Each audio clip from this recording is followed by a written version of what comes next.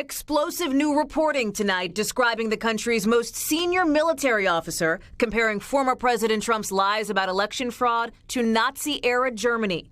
Joint Chiefs of Staff Chairman General Mark Milley reportedly telling aides before the January 6th insurrection, "This is a Reichstag moment, the gospel of the Fuhrer." That's according to the new book by two Washington Post reporters based on interviews with more than 140 people with newly revealed details of fears from top military brass about how close the country was to chaos.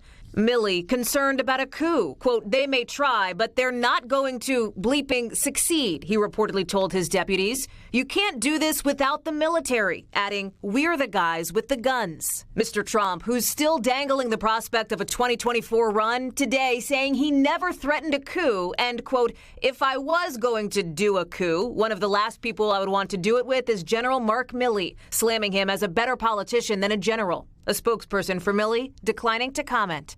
Another excerpt says White House attorneys on January 6th wondered, could Mr. Trump be charged with a crime for setting off that deadly riot? Thanks for watching our YouTube channel. Follow today's top stories and breaking news by downloading the NBC News app.